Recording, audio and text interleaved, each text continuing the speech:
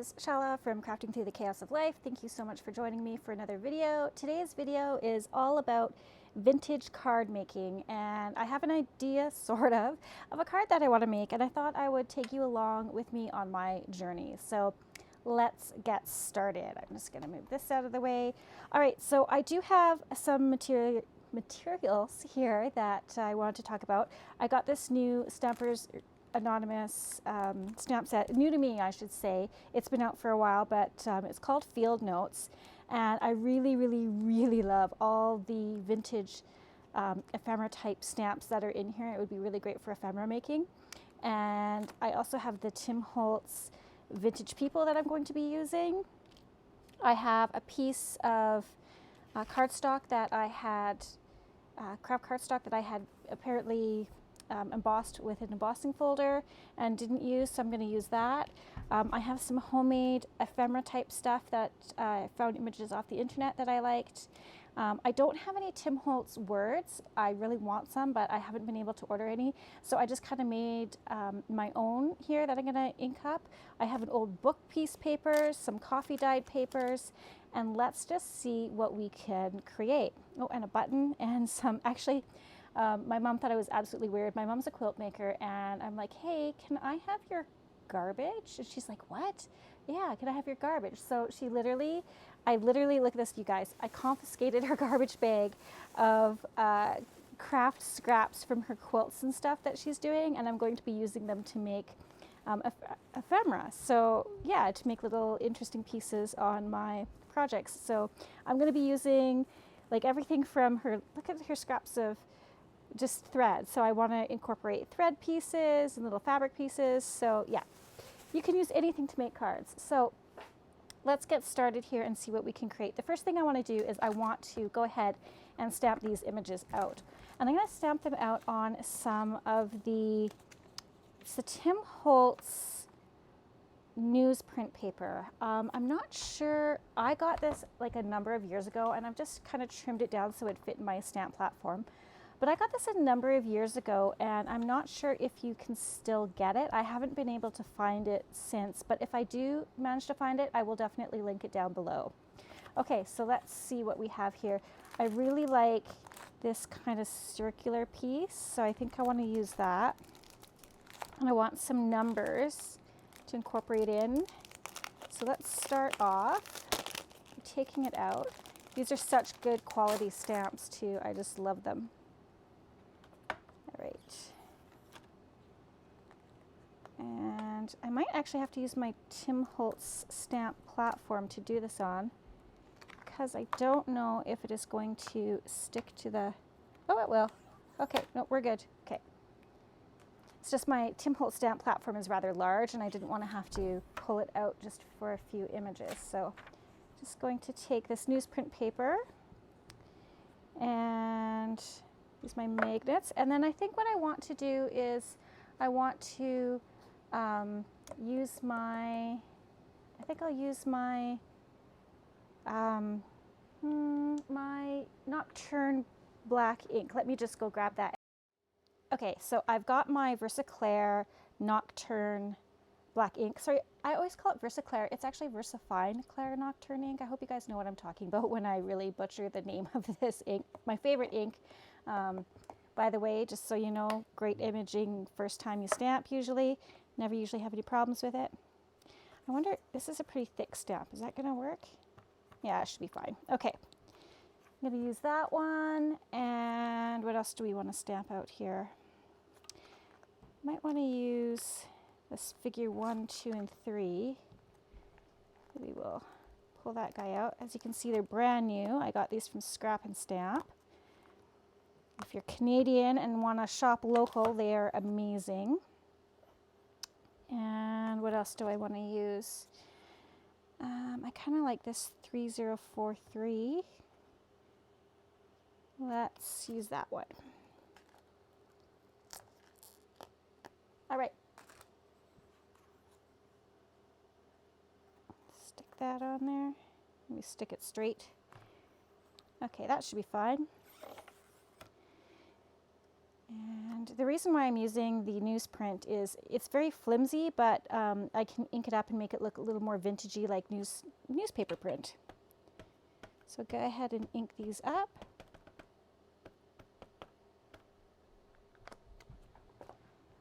And stamp it down. A little bit bulky of a stamp, but that's okay. Look at that. That looks amazing. Okay, just gonna grab a baby wipe and clean off these stamps before I forget.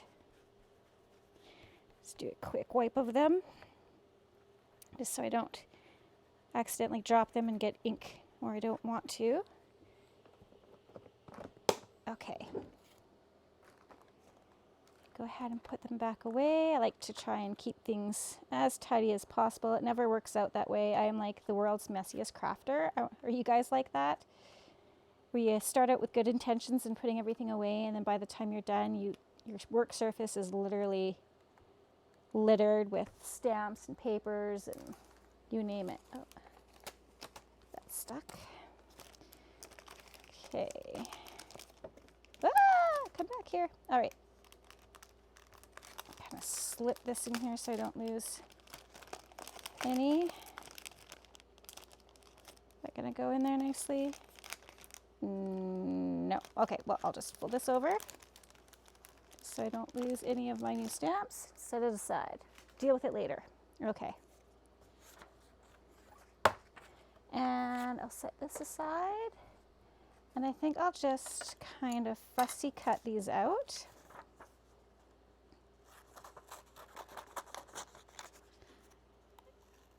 So using my Cutter Bee scissors, this is my favorite fussy cutting scissors. You can also use your, if you're not a good fussy cutter, if you have like a Brothers Scan and Print, or Scan and Cut, sorry, those are really great to use as well. But since I don't have a lot of images, I'm just gonna fussy cut it. Circles are hard, but we're gonna hide any of our mistakes here in a minute, and I'll show you how we'll do that.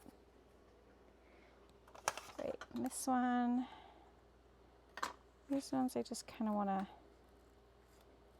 I just want to tear. I don't want them to be perfect. I wanted this to be nice and round, but these ones will just fussy tear around them. And that's the beautiful thing about making vintage style cards, is it doesn't have to be perfect, because the more layering and rips and just kind of messy look of it it makes it more charming to me, I think. So let's go ahead and rip this one out. There we go. Let's set this aside. All right, I also have some scrapbook pages from my stash, and this is, I don't even know what paper pad this is from. It's like a travel paper pad. I want to say I got it from Michael's, but Tim Holtz has some really great vintage style paper pads as well. So, and again, what we want to do with these is not so much, don't want to lose my piece, not so much worry about cutting everything perfect, but we're literally just going to rip. I know that's probably killing some of you inside, like it usually does me, but we're just going to rip that up. Then what we're going to do is I'm going to get out I'm just going to be using this Beacon craft glue, just because I know it's going to hold everything in place nicely, but I'm just going to start layering some of these rip pieces onto the card.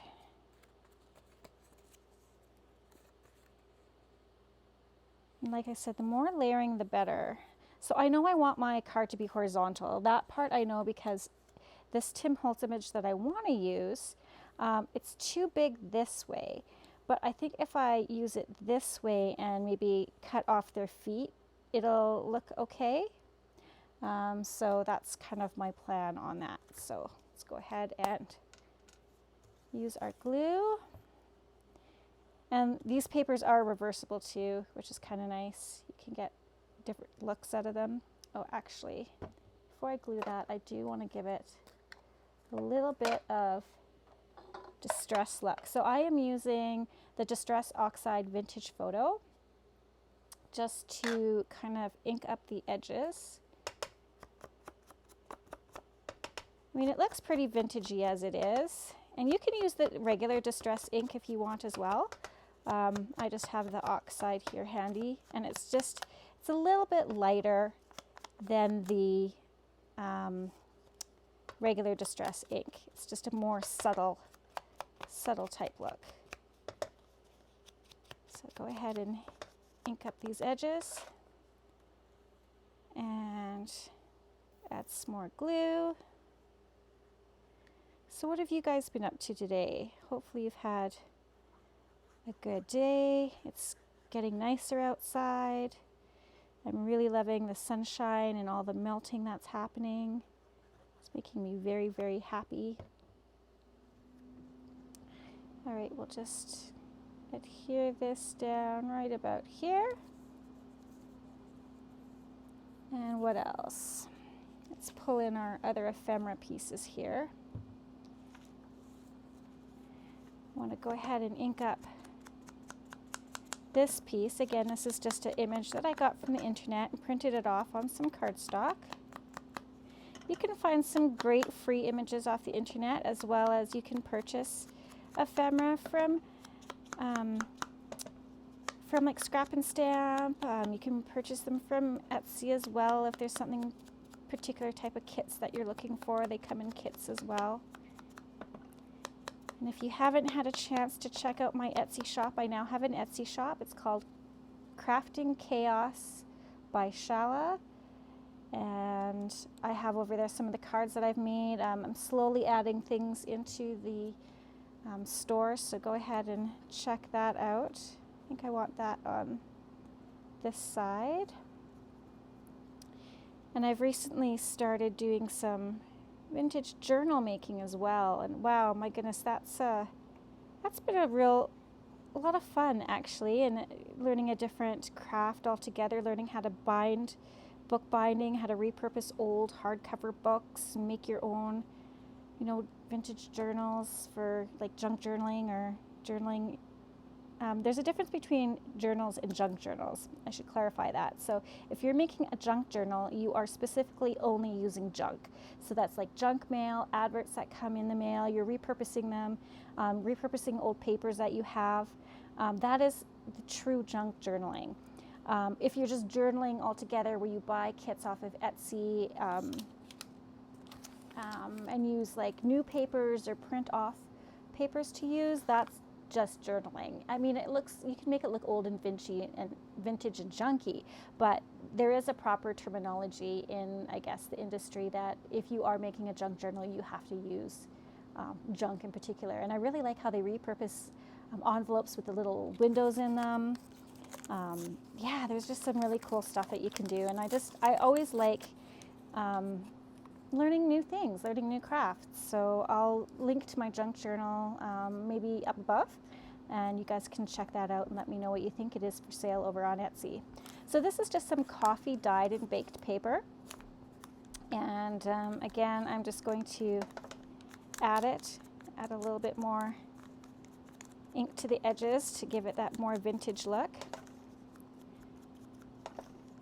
It's funny, I was talking on we have this kind of tea time at my office where we're trying to keep in touch since we're all working remotely, and we were talking about Disney and going to Disney, and a friend of mine on there, she's like, oh yeah, I have this vintage Disney pennant from the 70s, and it was hanging on her wall behind her, and I'm like, so things from the 70s are vintage? I guess I'm now vintage.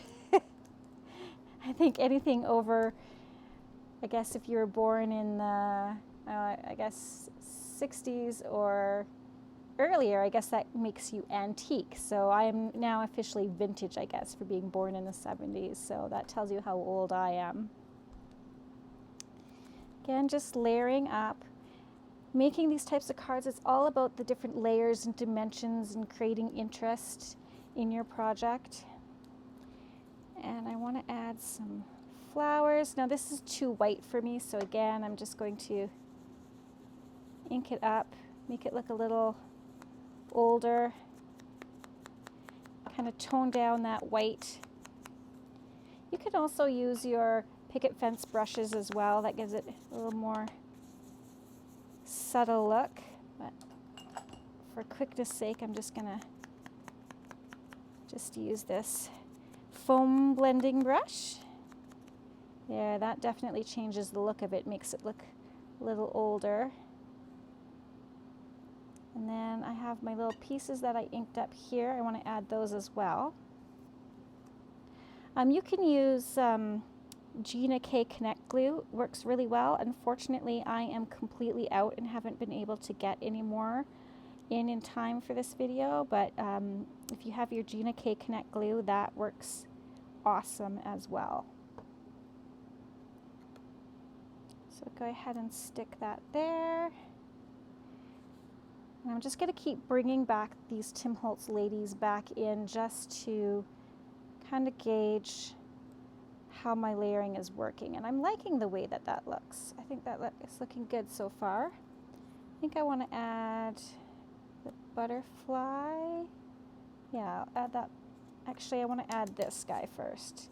So again, I'm just going to be inking it up. Another thing you can do is with these pieces here, just to give them substance, because I like the look of it being printed on the newsprint, but to give it some structure, you can glue it down onto some cardstock and then kind of decoupage over it, say like with your Mod Podge. Just put a layer over it and let it dry, and then fussy cut it out from there, and that'll just give it a little bit more structure and integrity if you're worried about ripping it at all.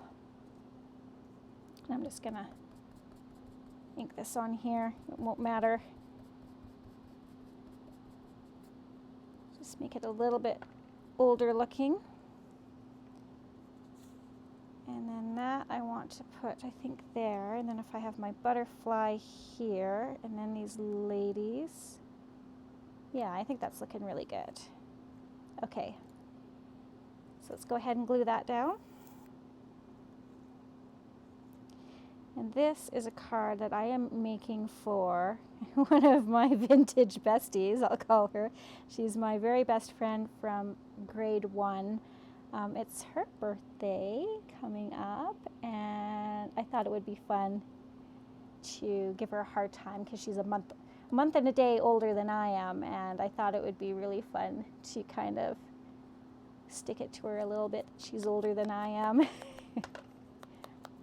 It's nice that I have a friend that I've had for years and years, like since grade 1. That's a long time. That's a long time to be friends, you know, seeing each other through a lot. We don't talk, you know, as often as we probably should, but we're one of those friendships that we just pick up where we left off, you know, like we don't have to talk every day. We don't have to see each other all the time. We just literally pick up where we left off, and we just know that we're always there for each other if we need, you know, the other person. So I think that's nice to have someone like that in your life.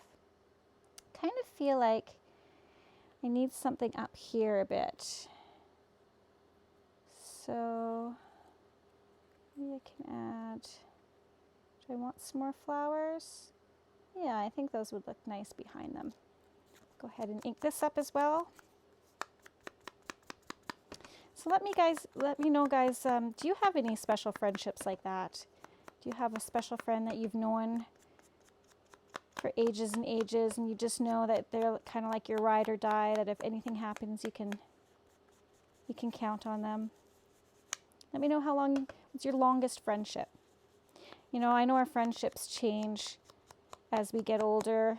You know, from those of when we were kids, we might not necessarily have become friends, you know, now that we're older, if we met older, like when we were older. Does that make sense? How do I say that? We may not have become as close of friends as we are now if we have met later in life than we did when we met earlier. Yeah, I don't know. I just think sometimes our friends change as we get older. Yeah, I like the look of that. Glue that down. It's really nice too with having the social media. You know, it has its pros and cons, but one of the pros for it is being able to keep in contact with those you haven't seen in years, or those friendships that you've made years and years ago. And, you know, especially with what's going on in the world today, not being able to, you know, see each other in person. It's so important to try and continue to foster those relationships, even though we can't be with one another right now. Okay, so I do also want to add a little bit of this book page, I think. So I'm just going to, I know some of you are dying inside when I do that. It took me a long time to be able to rip book pages without wanting to throw up just a little. I'm not going to lie. Redoing that journal book, like cutting up a book was, yeah, it was really, really hard the first time. It was, but being able to make something new and repurpose it was such a good feeling. And, you know, I absolutely loved how it turned out. I was pretty proud of myself. And I just think, yeah, I know it's hard for some people to do that to books, especially older books. I completely understand that. But, you know, sometimes they just sit there on the shelves and they're not getting read. And why not make them into something new and beautiful, right? Something that would be appreciated. Because if the book isn't being appreciated in the way that it was before, why not? Why not make it new, right? So now that spring's upon us, I'm getting excited to think about starting some seedlings in my house and starting to plan my garden and all the different vegetables I want to grow this year. I'm very optimistic, but we've got a bit of a vole problem, that have some of these voles that are hanging out in our garage that we've been trying to catch. And I just know that they're gonna eat away at our garden if we don't get them taken care of. Oh my goodness. We were looking for a nice warm place to stay over the winter and just about had it with them. Put that up there, I think. Let's lay this down and take a look. Yeah, I think that looks good. All right. My kids, oh, they've got spring fever. They need to get out of the house and play outside and create mischief outdoors and get away from the electronics. And I'm really hoping that, you know, things can kind of get back to normal for them. I don't know if I'm going to use this. I know I want to have this, and I do want to incorporate this little piece of fabric here with the button. That would look good. Oh, somebody's moving around upstairs. My dog's unhappy. And then if I cut their legs off and then just ink this up and put friendship right down here. What do you guys think? Yeah, I think that'll look okay. I think we can do that. Let's go with it. I'm going to use, let's see, I think I want to use Fabri-Tac. I'm going to use Fabri-Tac for this piece of fabric and the button, just because I know that it grabs a hold of fabric really well. And this will definitely stick. I know it's not going to come off. Stick this on here. Right about there. Yeah, that looks pretty good. And then I'll take this button and stick that on.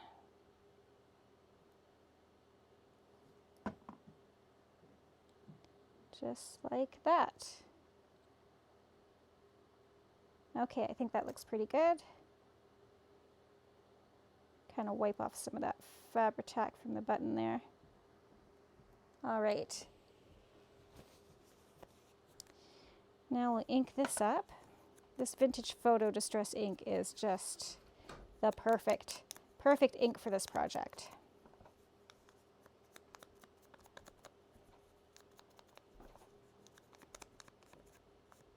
There we go. Maybe I'll kind of crumple this a bit too. Yeah, that looks good. Okay, that makes me happy. Better put the lid back on my Fabri-Tac. Ooh. You really want to make sure that you clean the nozzle off before you put the lid back on, otherwise it will glue itself to the lid and you don't want that. All right.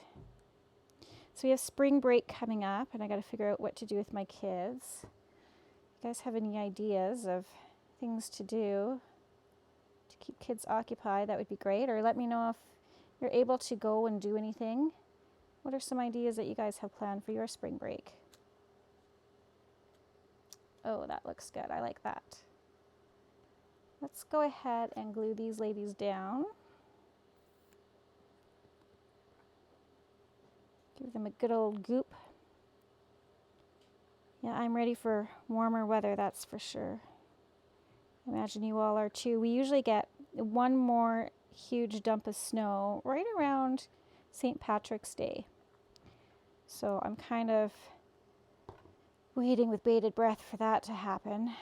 And then usually we're in the clear from there. All right, glue those lovelies down. I really like how that's coming together. I think that looks so pretty. And usually what you can do too is if you have buttons that already have the thread, sorry, that was a hard word to figure out. The thread, leave the thread in the button. Oh, actually maybe that's what I want to do. I want to put some thread behind these ladies. Let me look through my bag of goodies. I'm not going to call it garbage, it's a bag of goodies. I know that my mom has, look at this. This is perfect. Look at this. I am just going to cut that. You can use anything just to add interest to your cards. Let me pull that up. Kind of stick it. I want that part under there. Oh, I might have to re-glue these ladies. That's okay. Let's try this again. Make sure they're going to stick down. I don't want them coming off.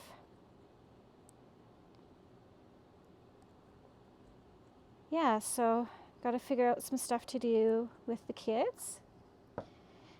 And then I'm so looking forward to the beginning of camping. I got to get on booking that because they've opened up reservations for camping in the provincial parks. So I need to get that done because they book up so quickly. Ooh, come here, ladies. And so hopefully we can get some camping done. And let's slide down there.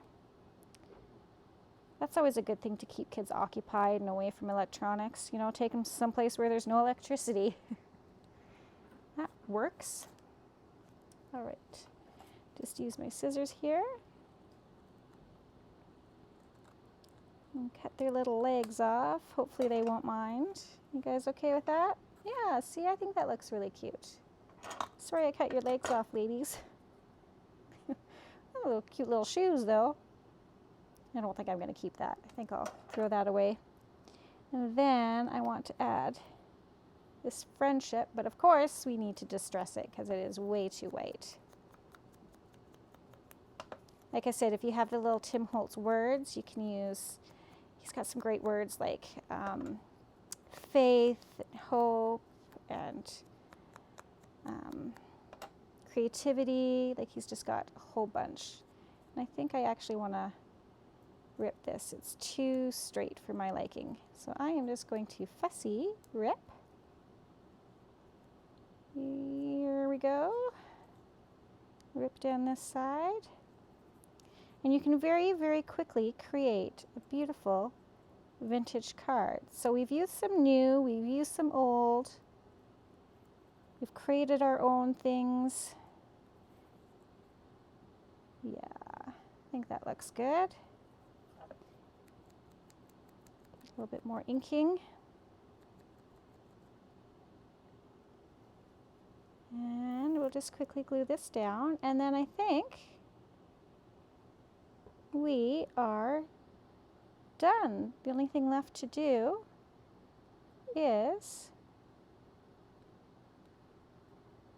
put this on a card base. All right, well, leave me a comment down below and let me know what you guys thought of this vintage card making session, and let me know if you want to see further videos like this in the future. All right, guys, thanks so much for stopping by, and we'll catch you next time.